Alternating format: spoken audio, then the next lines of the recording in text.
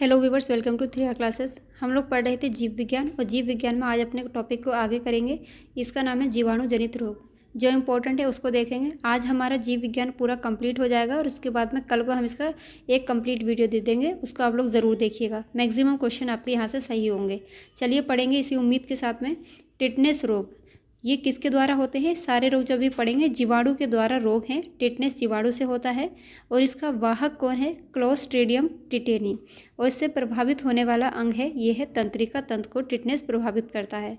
Typhoid की बात करेंगे तो इसका जीवाणु है साल्मोनेला टाइफी और ये आंत को प्रभावित करता है। सारे क्वेश्चन बहुत इंपॉर्टेंट है। जितने भी आप ये लिस्टिंग देख रहे हैं इसको एकदम रट लीजिएगा, यहाँ से बहुत क्वेश्चन पूछे जाते हैं। हैजा ये भी जीवाणु जनित रोग है और इसके जीवाणु का नाम है विब्रियो कोलेरी और ये आंत को प्रभावित करता है।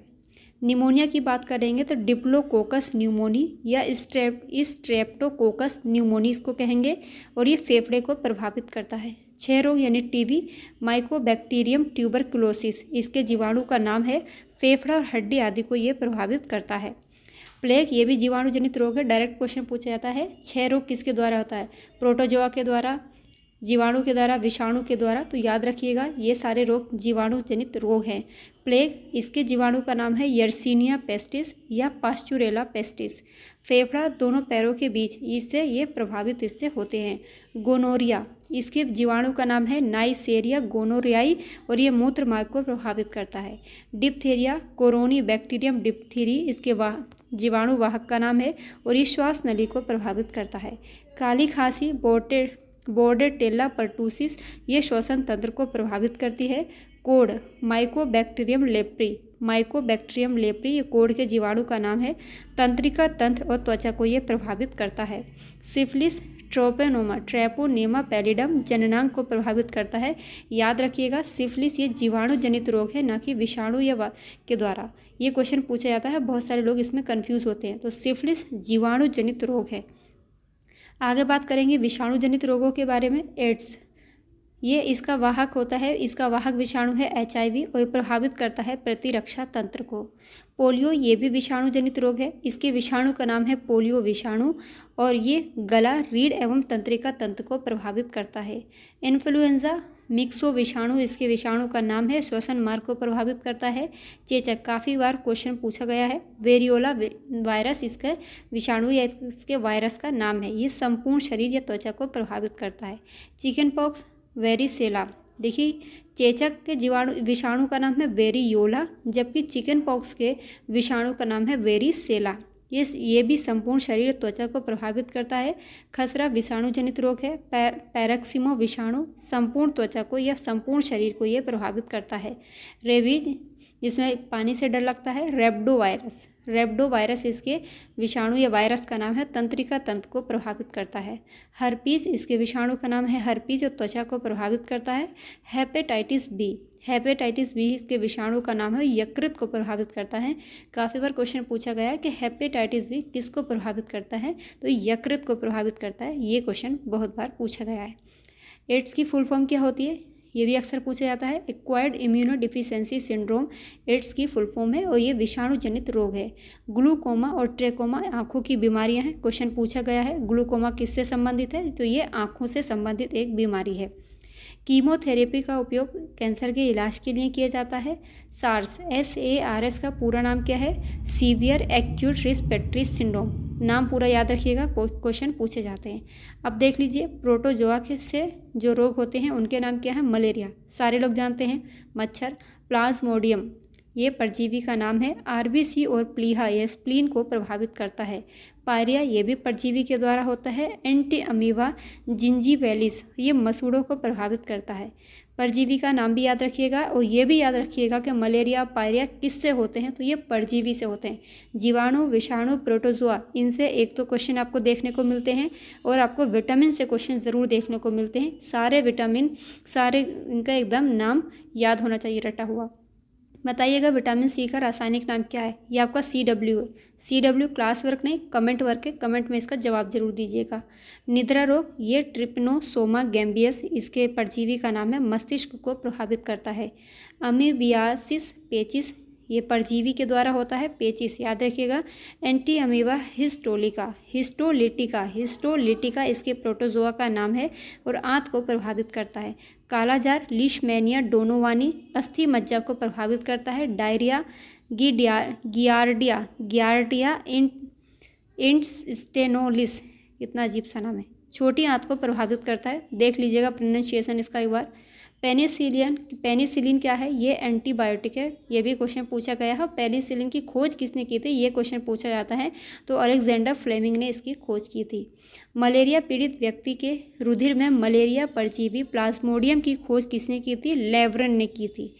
फिर से देखिए, मलेरिया पीड़ित जो व्यक्ति है उसके रुधिर में मलेरिया के परजीवी प्लाज्मोडियम की खोज करने वाले थे लेवरन। मलेरिया की वाहक कौन होती है? मादा एनोफिलीज। सारी मादा ही मच्छर जितनी है रक्त खून को चूसती हैं, तो मादा एनोफिलीज ये क्या है? मलेरिया की वाहक होती है। फफूंद यानी फंगस से जो रोग हो जाते हैं, दमा, इसके फफूंद का नाम क्या है? Aspergillus fumigatus. एथलीट फुट ये भी फफूंद के द्वारा होता है। टीनिया पेडिस व ट्राइकोफाइटोन इसके फफूंद का नाम है। गंजापन ये भी फफूंद से होता है। क्वेश्चन पूछा गया है कि दाद, एथलीट फुट, दमा ये किसके द्वारा होते हैं? ये फफूंद जनित रोग हैं। गंजापन फफूंद के इसका नाम है टीनिया कैपिटिस। दाद ट्राइकोफाइटोन और माइक्रोस्पोरम। आगे बात करेंगे मलेरिया से प्रभावित होने वाले अंग। अभी ऊपर पढ़ा था, प्लीहा इससे प्रभावित होता है। मलेरिया के उपचार हेतु क्लोरोक्वीन बहुत इंपॉर्टेंट है, पूछा जाता है। क्लोरोक्वीन और कामाक्वीन आदि औषधियों का प्रयोग करते हैं। ओस्टियोपाइरोसिस हड्डी का एक रोग होता है। ओस्टियो की अगर बात होगी तो ये हड्डी से संबंधित है, इतना याद रख लीजिएगा, क्वेश्चन पूछा जाता है।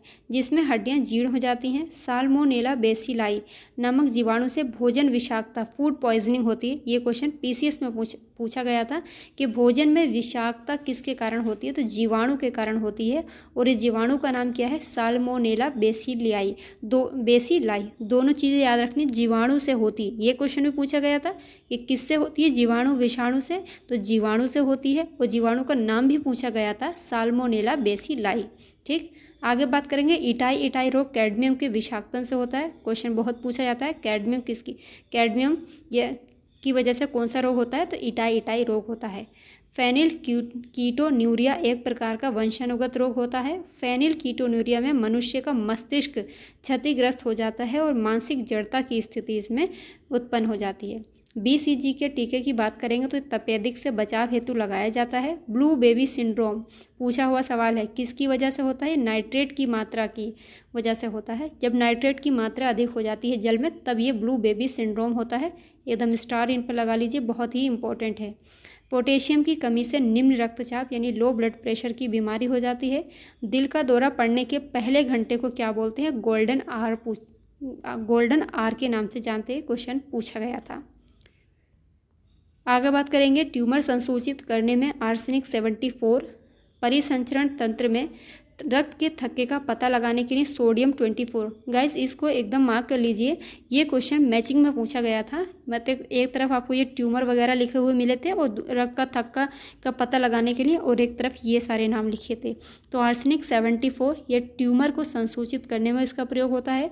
परिसंचरण तंत्र में रक्त के थक्के का पता लगाने में सोडियम 24, और रक्त के उपचार में कोबाल्ट 60, जबकि गोल्ड 198 थायराइड संबंधी विकृतियों के उपचार में आयोडीन 131 तथा जीवों यानी पौधों और जंतुओं के अवशेषों का पता लगाने में कार्बन 14 का प्रयोग किया जाता है। एकदम स्क्रीनशॉट रखिएगा। इससे क्वेश्चन मैचिंग में भी पूछा गया था, डायरेक्ट भी पूछा गया था कि कोबाल्ट 60 का प्रयोग कब होता है, आर्सेनिक 74 क्या है। तो इन सब चीज़ों को एकदम मार्क कर लीजिए। ठीक है, आगे बढ़ेंगे। मूत्र की बात करेंगे तो मूत्र में एल्बुमिन की अधिक उपस्थिति एवं उसके प्रभाव से वृक्क के फेल हो जाने की आशंका होती है। किसकी वजह से? एल्बुमिन की वजह से। अन्य रोग देखेंगे, हीमोफीलिया एक आनुवंशिक लिंग संलग्न रोग है। क्वेश्चन पूछा गया है कैंसर रोग है, तो आनुवंशिक लिंग संलग्न रोग है। हीमोफीलिया में रोगियों में चोट पर काफ़ी समय तक रक्त का थक्का नहीं जमता है। याद रखिएगा, इसमें रक्त का बहना नहीं कम होता है, इसमें रक्त का थक्का नहीं जम पाता है। और इसको शाही रोग भी बोलते हैं हीमोफीलिया को। हीमोफीलिया का प्रारंभ महारानी विक्टोरिया से होने के कारण इसे शाही रोग कहा जाता है। क्वेश्चन पूछा गया था कि हीमोफीलिया रोग सबसे पहले किसको हुआ था, तो महारानी विक्टोरिया को हुआ था। हीमोफीलिया रोग का वाहक जो होती हैं वो स्त्रियां होती हैं। ये क्वेश्चन भी पूछा गया था कि हीमोफीलिया रोग का वाहक कौन है, स्त्रियां हैं या पुरुष हैं। लेकिन इसकी वाहक याद रखिएगा ये स्त्रियां होती हैं, लेकिन इसमें पुरुषों में ये रोग प्रकट होता है। वाहक फैलाती स्त्रियां हैं, लेकिन प्रकट कौन किस में होता है, पुरुषों में प्रकट होता है। मिनी माता काफ़ी बार क्वेश्चन पूछा गया, पारी की अधिकता से होता है। मिनी माता एक तंत्रिका संबंधी रोग है। मिनी माता रोग शरीर में पारा HG की अधिकता के कारण होता है। इंपॉर्टेंट है। HIV रोग का कारक HIV वायरस होता है, जिससे श्वेत रुधिर कणिकाएं प्रभावित होती हैं। गाइज अगर क्लास इंपॉर्टेंट लग रही है तो प्लीज़ लाइक एंड शेयर ज़रूर करिएगा। आप लोग लाइक शेयर नहीं करते हैं। एलिसा परीक्षण एड्स की पहचान के लिए किया जाता है। क्वेश्चन पूछा गया था कि एड्स की पहचान के लिए कौन सा परीक्षण किया जाता है, एलिसा। ये भी क्वेश्चन पूछा गया था, एलिसा किसके परीक्षण के लिए किया जाता है, तो एड्स के। ठीक, आगे बात करेंगे जापानी इंसेफ्लाइटिस। पालतू सुअर व जंगली चिड़िया जापानी इंसेफ्लाइटिस के विषाणु के पोषक होते हैं। याद रखिएगा विषाणु के पोषक हैं। इस विषाणु का संक्रमण मनुष्य एवं जानवरों में क्यूलेक्स मच्छर के द्वारा होता है। पूछा गया था जापानी इंसेफ्लाइटिस में ये किसको प्रभावित करता है। पीलिया रोग की अगर बात करेंगे तो इसमें ये यकृत को प्रभावित करता है। पीलिया में बिलीरुबिन पूरे शरीर में फैल जाता है, जिससे त्वचा और नेत्र पीले पड़ जाते हैं। क्वेश्चन डायरेक्ट पूछा गया है, पीलिया किसको प्रभावित करता है, तो यकृत को प्रभावित करता है। चेचक स्मॉल पॉक्स, चेचक वेरियोला वायरस के द्वारा होता है और इसके टीके का जो आविष्कार किया था एडवर्ड जेनर ने किया था। आप लोग क्वेश्चन लगाते होंगे, पता होगा एकदम चेचक का टीका है, टीबी का है, ये सारे क्वेश्चन बहुत पूछे जाते हैं। पेनिसिलिन की खोज किसने की थी, ये सारे मैचिंग में क्वेश्चन बनते हैं। एडवर्ड जेनर को इम्यूनोलॉजी का जनक भी कहा जाता है। बर्ड फ्लू एवियन इन्फ्लुएंजा नामक रोग के कारण रोग का प्रचलित नाम है। बर्ड फ्लू याद रखिएगा H5N1। H5N1 ये बर्ड फ्लू वायरस के कारण होता है।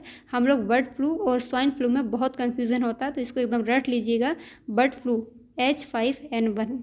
ठीक, अन्य महत्वपूर्ण तथ्य की बात करेंगे तो मनुष्य सामान्यतः दिन में लगभग 1.45 लीटर मूत्र का उत्सर्जन करता है।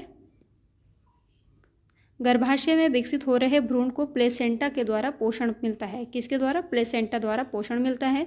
अल्जाइमर रोग से मानव का मस्तिष्क प्रभावित होता है। क्वेश्चन पूछा गया था, अल्जाइमर में मनुष्य की स्मरण क्षमता जो होती है वो कम होने लगती है।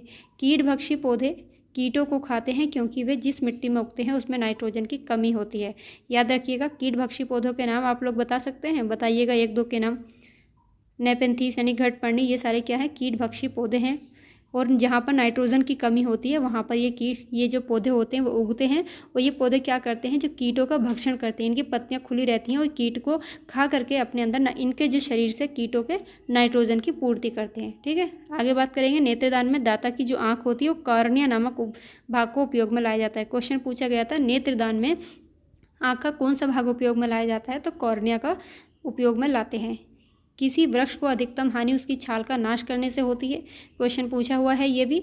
मैं इसलिए बार बार बताती हूँ कि आप लोग इसको और ज़्यादा ध्यान से पढ़ें जो मैं बोल रही हूँ, क्योंकि ये क्वेश्चन बार बार पूछे गए हैं। हर एक लाइन से इसके क्वेश्चन बना है। अगर आप लोगों को बिलीव नहीं है तो क्वेश्चन ज़रूर लगाइएगा, आपको पता लग जाएगा। मरुस्थलीय क्षेत्रों में उगने वाली जो वनस्पतियां हैं उनको जीरोफाइट कहते हैं। क्वेश्चन पूछता है जीरोफाइट क्या है, तो मरुस्थलीय क्षेत्रों में उगने वाली वनस्पति। अधिक आर्द्रता वाले क्षेत्रों या दलदली क्षेत्रों की वनस्पतियों को हाइग्रोफाइट कहते हैं। देखिए कि जहाँ पर हाइग्रो की बात होगी वो तो दलदली क्षेत्रों की बात हो रही है, जहाँ पर हाइड्रो की बात होगी वो जल की बात हो रही है। ठीक, जलीय पौधों को हाइड्रोफाइट। देखिए ये आ गया, ये दोनों में कन्फ्यूज़न होता है। हाइग्रो जहाँ पर आर्द्रता या दलदली क्षेत्र की बात होगी वो हाइग्रो, और जहाँ पर जल की बात होगी तो वो हाइड्रोफाइट होगा। लवणीय क्षेत्र में उगने वाली जो वनस्पतियाँ हैं उनको क्या कहते हैं, हेलोफाइट। मरुस्थल में उगने वाली वनस्पति जीरोफाइट। दलदली क्षेत्रों में या अधिक आर्द्रता वाले क्षेत्रों की वनस्पति हाइग्रोफाइट, जलीय पौधे हाइड्रोफाइट, और लवणीय क्षेत्रों में उगने वाली वनस्पति हेलोफाइट कहलाती है। आगे मूव करेंगे। सिनकोना पौधे की छाल से कुनैन प्राप्त की जाती है और किसके लिए उपयोगी होती है, मलेरिया की दवा के लिए। खुरपका एवं मुंहपका रोग तथा काउपॉक्स मवेशियों में होने वाले विषाणु जन्य संक्रमणीय रोग हैं। पूछा गया था खुरपका और मुंहपका रोग ये कैसे हैं, विषाणु जन्य रोग हैं। मेडकाउ रोग मवेशियों के मस्तिष्क को प्रभावित करता है। प्रोयान क्या है, ये एक प्रोटीन मेडकाउ रोग का ही कारक होता है। पौधे नाइट्रोजन को नाइट्रेट के रूप में प्राप्त करते हैं। डायरेक्ट क्वेश्चन पूछा गया था कि पौधे नाइट्रोजन को किस रूप में प्राप्त करते हैं, तो याद रखिएगा ये नाइट्रोजन को नाइट्रेट के रूप में प्राप्त करते हैं। और वाष्पोत्सर्जन जो होता है किसके द्वारा मापा जाता है, पोटोमीटर के द्वारा वाष्पोत्सर्जन को मापा जाता है। आज ही हमारा होता है कंप्लीट। इसके बाद में हम लोग शुरू करेंगे, क्या शुरू करें आप बताइएगा, रसायन विज्ञान या भौतिक विज्ञान। आप लोगों का रिस्पांस तो अच्छा आ नहीं रहा है इस वीडियो पे। आप लोग ज़्यादा से ज़्यादा लाइक एंड शेयर करिए, जिससे थोड़ा मोटिवेशन मिले और अच्छी अच्छी वीडियो आप लोगों के सामने आती रहे। चलिए मिलेंगे अगली क्लास में, तब तक अपना ख्याल रखिए, पढ़ते रहिए, मुस्कुराते रहिए, कामयाबी ज़रूर मिलेगी। बाय।